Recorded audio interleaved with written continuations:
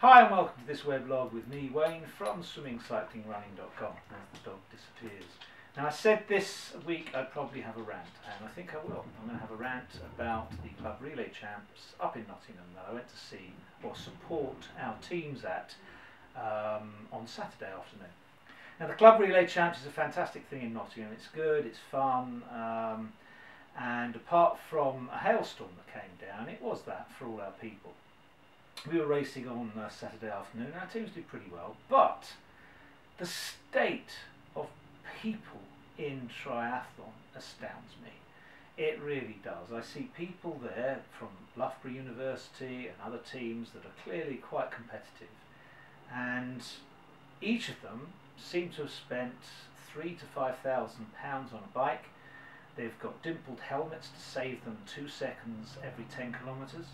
They have overshoes on their feet so that the wind just passes, and again they might be able to save 2 seconds per 10 kilometres if they're really lucky.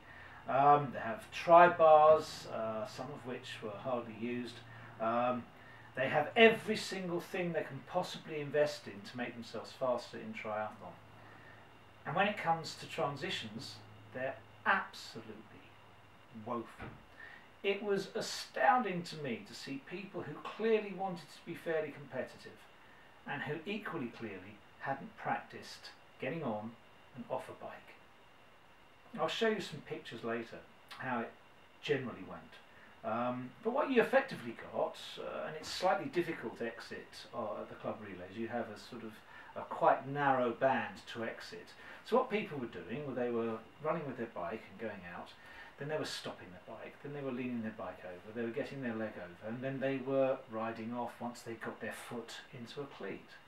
And that just doesn't make sense. You're wasting 10-15 seconds right there. So all these dimpled helmets and overshoes and expensive bikes were virtually wasted by the person who was on nothing, who just cruised past you and got on their bike sensibly. Well, if there wasn't enough room to get on your bike as you wanted to get on it, then effectively you should have run further, because coming to a standstill didn't speed you up at all, and you still had to then speed up the bike. Now, I think that most people on mounting the bike have a problem with jumping on. I certainly do. I'm not flexible enough anymore to guarantee that I can get my leg over the saddle and into the right place. And even if you are, if you watch all the professionals who have invested in flexibility training, you still see, if they run with their bike, put their handles on their handlebars and jump over, quite often they land in the wrong place. They don't actually land exactly right to put their feet on the pedals and go. So what tends to happen is they end up looking for their pedals and going off in the wrong direction. And that to me is pretty slow. So if I were you, I would practice putting your feet in the right position, or your pedals in the right position on the bike, so that one's forwards, one's back, and the one that's forward is the one you're going to mount on. And running with your bike barefoot, if you have invested in an aero helmet, a flash bike for £2,000, £3,000 or £5,000, and all the other things that you invest in triathlon, then invest in a pair of tri-shoes. You can get them for under £100. So it makes sense to have some tri-shoes in the right position on the bike, steady and sturdy, so you've got the back of each supported, so it's level and in a position you want to be in. Your gearing is such that when you put your foot on the pedal, you're actually going to drive forward with reasonable enough force so you don't just fall through the pedal. And you run out barefoot. You then put both hands on the handlebars, you put your foot on the front pedal, drive it down so you're moving forward, away you go, you know exactly where the second pedal is, and you're off and running, then you slip your feet in the shoes. It would save you so much time. And then, having got the right type of pedal and the right type of shoe, all you have to do is unhook your feet from the pedals, put them on the surface, hook your leg over, and run off the bike so you're going a reasonably good speed when you come into transition.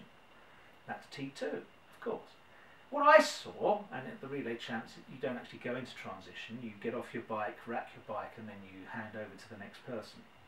What I saw was a lot of people cycling in, stopping their bike, putting their feet down, getting their leg over, running in their cleats, racking the bike and running in their cleats to hand over to the next person, all of which cost a huge amount of time.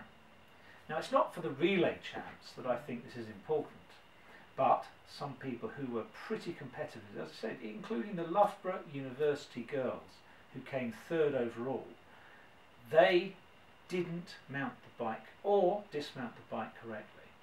Some people did, but I saw people fall over, I saw people slip, I saw people go past the dismount line.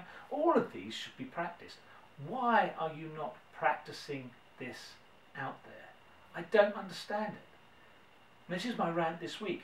If you are investing in triathlon, excuse me, and you want to race, why aren't you practicing race conditions? Why aren't you taking time every 2 weeks or 3 weeks during the summer, during the season-long races that you've got, so that you actually practice those, get good at them, and they just flow? Occasionally something will go wrong. That's life. But if you practice these things, you will get good at them. One thing's absolutely certain: if you don't practice them, there's no way of using them on race day. And I saw so many people wasting time and making their actual experience worse by not practicing, that I was astounded at you, the triathlete out there. Another thing that surprised me, and this is my continuing rant, is that people clearly hadn't walked through transition and seen exactly where they were going to mount, dismount, get their bike from, not get their bike from. You saw people confused when they got to the line, so that they didn't know where they should be mounting. That should be a given. When you're reconnaissancing your position in your transition, you should be then going with your bike to the exit, going back again. Yeah? Now, in the club relays, you don't necessarily do both. You just hand over, then take your bike. But that's not the point. The point is every single thing that you were going to do should have been practiced beforehand in transition, where you were actually going to take your bike. It makes sense. If you're practiced, you're not going to get confused. Watching someone come out of transition and say, "Is this where I'm at my bike? Is it?" What are you doing, for God's sake? That's so stupid. But just a little bit of thought and a little bit of practice beforehand would have got over that. I'm going to show you some pictures of the things I mean, but after that, rant over. Next week it'll be something different.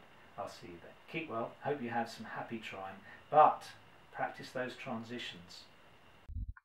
Okay, so let's have a look at what we're talking about. Here we have an athlete about to exit transition. They've got their helmet on. Notice they've got their shoes on. They're running out through the transition gate. You can see what I mean by it's narrow. What's the next thing you should do? Let's lead the bike over and get on it, and then we'll go off. That's a good idea, isn't it? But of course we can't do that until we've found our pedal and put our cleat securely in it. But notice again, the guy behind, who's got wheels that must have cost in excess of £500, is doing exactly the same thing. Now, I'm ashamed to say that the examples I'm giving you I actually know, and this athlete, for example, is reasonably competitive. He wants to get to the World Championships in standard distance racing.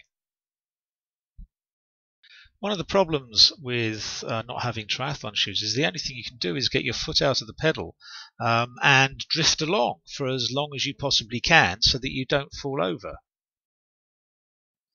Then you have to come to a complete standstill and actually hook the other leg out and get it over the bike before you can run with it.